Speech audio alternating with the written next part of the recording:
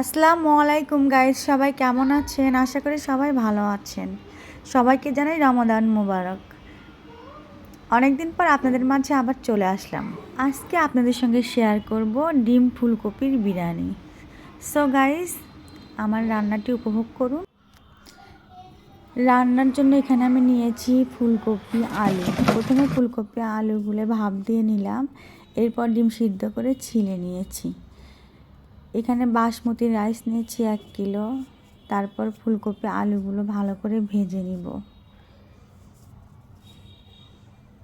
লাল লাল করে ভেজে নিয়েছি গাইস। এরপর ডিমগুলো ফুটিয়ে নেব।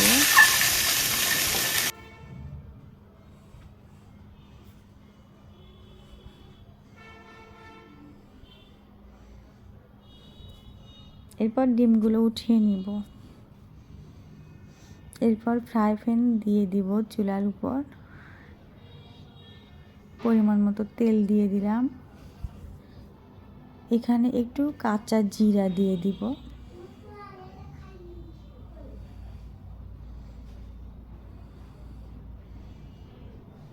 এরপর পেঁয়াজ কুচি দিয়ে দিব।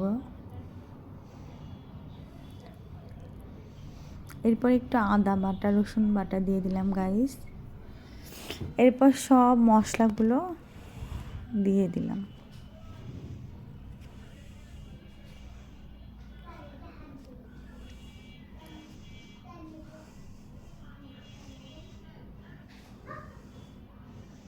ভালোভাবে নেড়ে চেড়ে একটু পানি দিয়ে ভালো করে মশলাগুলো কষিয়ে নিব।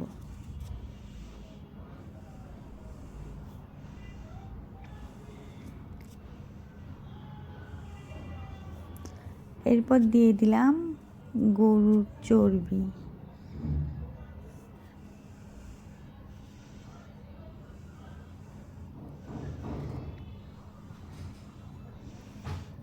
এরপর কেটে রাখা টমেটো কুচিগুলো দিয়ে দিব।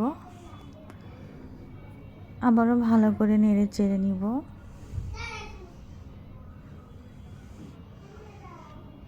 একটু ঢাকনা দিয়ে ঢেকে ভালো করে কষিয়ে নিলাম।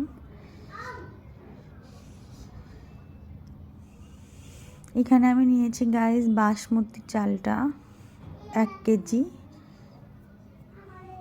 চালগুলো ঢেলে দিলাম। এরপর ভালোভাবে নেড়ে চেড়ে মিক্স করিয়ে নিব।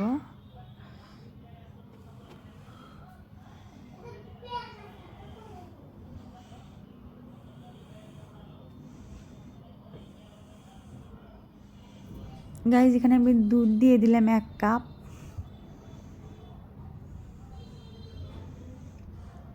এরপর আবারও ভালো করে নেড়ে চেড়ে মিক্স করিয়ে নিব।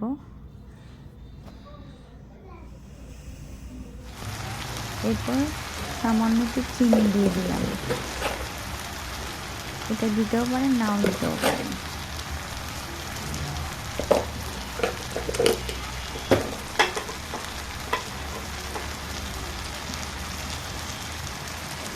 কয়েকটা গোটা কাঁচামরিচ দিয়ে দিলাম।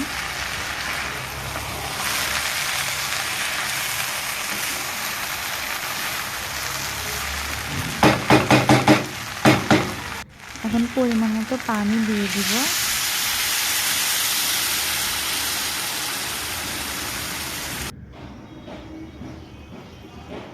ভালোভাবে নেড়ে চেড়ে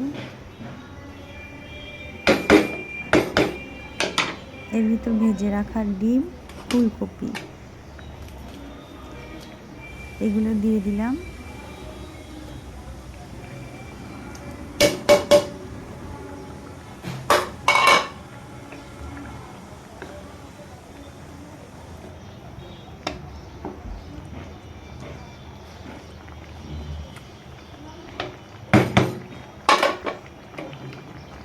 এখন ঢাকনা দিয়ে ঢেকে দিব। চুলার আঁচ একেবারে লো আঁচে দিয়ে কিছুক্ষণ জাল দিয়ে নিলাম। এরপর আবারও ভালোভাবে নেড়ে চেড়ে নিব।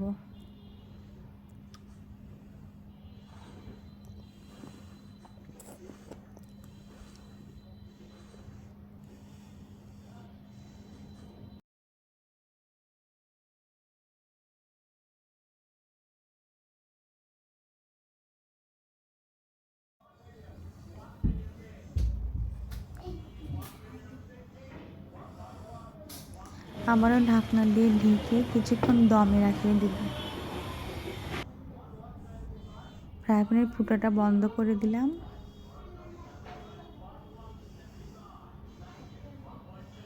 এরপর 10 মিনিট পর ঢাকনা খুলে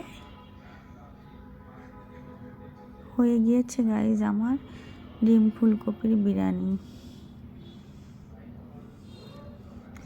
বাসায় অবশ্যই ট্রাই করবেন।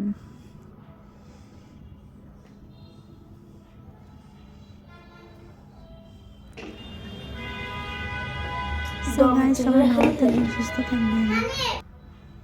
আল্লাহ হাফেজ, আসসালামু আলাইকুম।